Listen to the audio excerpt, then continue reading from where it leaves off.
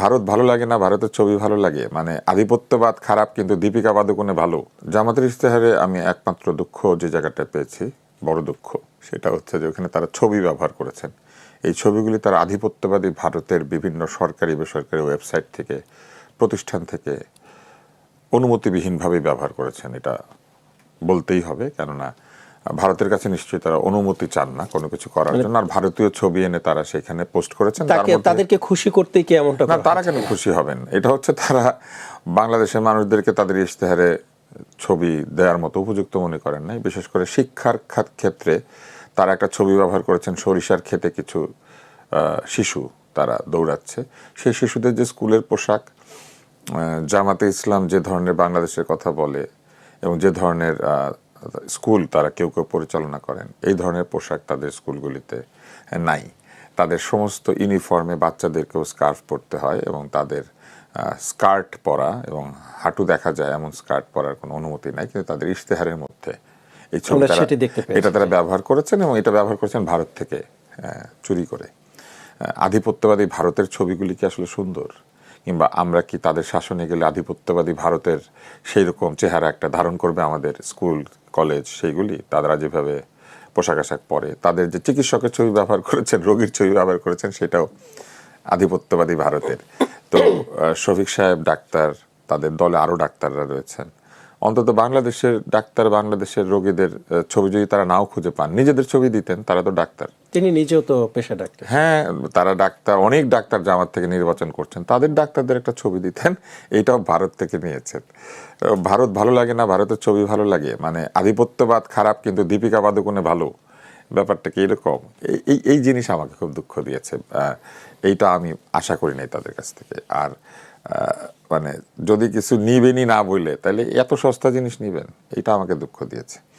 আর কি বলবো, বাকিটা অনেক সময় লেগে যাবে। বিএনপির ইশতেহারে কি পেলেন কি পেলেন না, না কি পেলাম না, আসলে এটা একটা লম্বা বিষয় হয়ে যাবে। সব জায়গাতেই কিছু কিছু জায়গা রয়েছে যেগুলি, এই জন্য আমি কিন্তু দেখেন দুইটা ইশতেহারে কোনো প্রতিশ্রুতির মধ্যে ঢুকি নাই। আমি শুধু একটা ইশতেহারের ছবির কথা বলেছি, এই জন্য যে এটা আমাকে দুঃখ দিয়েছে। বিএনপির ইশতেহারে ভারতীয় ছবি নাই, এইটা পেলাম। আচ্ছা, স্বাধীনতা 54 বছরে বাংলাদেশে আরেকটা জিনিস জামাতে ইসলামের এখানে আমার মজা লেগেছে, সেটা হলো তারা বলেছেন সমস্ত বন্ধু দেশের সাথে সম্পর্ক তারা অনেক ভালো করবেন। সেখানে শুরুতেই ভারতের নাম লিখেছেন। তাহলে যে প্রত্যেকদিন সকালে বিকালে অনেকটা মানে কি বলবো, মন্ত্র পাঠের মতো যে ভারতকে গালিগালাজ করেন, ইশতেহারের মধ্যে একটুখানি দিতেন ভারত কত খারাপ, কিন্তু সেটা দিলেন না কেন? এই খারাপ ভারতের সাথে এত সম্পর্ক উন্নয়নের এত দায়, তাহলে যে সারাদিন ভারতকে গালি দেয়, এনসিপি গালি দেয়, তবে অন্যরা গালি দেয়, আধিপত্যবাদী ভারত যারা কিনা আমাদের সংবিধান লিখে দিয়েছে, এই কথা বলা হয়েছে, যারা কিনা আমাদের স্বাধীনতার ঘোষণাও নাকি লিখে দিয়েছে, যারা নাকি ওই সংবিধান লেখার কারণে এই সংবিধান একজন তাদের পন্থী একজন আইনজীবী ছুঁড়ে ফেলে দিয়েছেন সংবিধানটাকে, তাই না? একাধিক বক্তৃতায় তারা এটাকে ছুঁড়ে ফেলে দেওয়ার কথাও বলেছেন। তো সেই তাদের সাথে সম্পর্ক উন্নয়নের কথাটা এই ইশতেহারের মধ্যে একদম সবার শুরুতে লিখতে হলো, এটাও আমি একটু পেলাম আর কি। একটু জানতে চাই আপনার কাছে যে স্বাধীনতা 54 বছরে এখনো ইশতেহারে মৌলিক চাহিদাগুলো মানুষের প্রধান আকর্ষণ কেন? মানে দেশ কি এখনো থমকে আছে? না, মৌলিক চাহিদার যে বিষয়টা আপনি বললেন, মৌলিক চাহিদা তো আমাদের পূর্ণ হয় নাই। যেমন আমাদের প্রথম মৌলিক চাহিদা কি? অন্ন, বস্ত্র এবং বাসস্থানের চাহিদা। তো অন্নের চাহিদা আমাদের আসলে কি পূর্ণ হয়েছে? রাষ্ট্র চাহিদা কিভাবে পূরণ করবে? রাষ্ট্রের প্রথম চাহিদা পূরণ করতে হবে যারা অর্থ দিয়ে ক্রয় করতে পারে, তাদের জন্য বাজারে এই বস্তুর সরবরাহ নিশ্চিত করতে হবে। কিন্তু যারা অর্থ দিয়ে ক্রয় করতে পারে না, তাদের পাশে আমরা যদি সত্যি একটা কল্যাণ রাষ্ট্র তৈরি করতে পারতাম, যেটা মুক্তিযুদ্ধের সময় আমরা চিন্তা করেছিলাম, তাহলে এই যাদের নাই তাদের পাশে রাষ্ট্র তখন এই বস্ত্র হাতে দাঁড়াতো। সেটা আমরা পারি নাই। এই কি পাই নাই এটা কিন্তু হিসাব করে যার নাই সে, যার আছে সে আবার কি পায় নাই কি, সে তো পেয়েছে। তো রাষ্ট্র কিন্তু যে পায় নাই তার অধিকারটা পূরণ করবে, আর যে পেয়েছে তার অধিকার তো পূর্ণ হয়েছে। ঠিক একইভাবে বস্ত্র যদি বলেন, অন্নও তাই। সবার অন্ন আছে, তারা বাজার থেকে কিনবে, কিন্তু যার অন্ন ক্রয়ের সামর্থ্য নাই, যার চাকরি নাই, ব্যবসা নাই, যার কোনো অর্থায়নের উপায় নাই, যিনি কিনা বৃদ্ধ, যার সন্তান নাই, কেউ নাই দেখাশোনা, রাষ্ট্র তার পাশে দাঁড়াবে। সেই ব্যবস্থা কি রাষ্ট্র করতে পেরেছে? বিদেশিদের কথা শুনে আমরা রেশনিং প্রথা বাতিল করে দিয়ে এখন আমরা কি করছি, কার্ড চালু করার চেষ্টা করছি, ফ্যামিলি কার্ড। হ্যাঁ, তো একসময় রেশনিং ছিল, তাহলে বিদেশিরা সেটা আমাদেরকে বন্ধ করতে বলেছে, আমরা জি হুজুর বলে আমরা রেশনিং বন্ধ করে দিই। আমরা টিসিবির মাধ্যমে যে কাজটা করি ওটা কিন্তু রেশনিং না, এটা কিন্তু রেশনিং। হ্যাঁ, তাহলে আপনি রেশনিং বন্ধ করে আবার রেশনিংই করছেন। আচ্ছা, তারপরে আপনি দেখেন বাসস্থানের চাহিদা কি করে পূর্ণ হবে? কারণ আমরা প্রকৃত অর্থে ভূমির যে সংস্কার এবং ভূমি ব্যবহারের যে নিয়মাবলী সেটাকে সারা দেশে প্রযুক্ত করতে পারি নাই। আপনি কি কারণে বাংলাদেশে কিছু লোককে 1 বিঘা জমিতেও বাড়ি করতে দিবেন আর কিছু লোককে 5 কাঠায় বাড়ি করতে দিবেন? কোনো ব্যক্তিরই 5 কাঠার বেশি জমি বাড়ি বানানোর জন্য থাকা উচিত না, তাই না? এবার আসেন, কিন্তু আমাদের এখানে পয়সা হইলে আপনি 12 একরের উপরে বাড়ি বানাতে পারেন। বাড়ি বানিয়ে আপনি জায়গা নষ্ট করবেন কেন, তাই না? আপনি থাকার জন্য কেন আপনি প্রত্যেকের আলাদা আলাদা সুইমিং পুল কেন লাগবে? বাংলাদেশের সমস্ত ব্যক্তিগত সুইমিং পুল বন্ধ করে দেওয়া উচিত। Swimming pool must be common.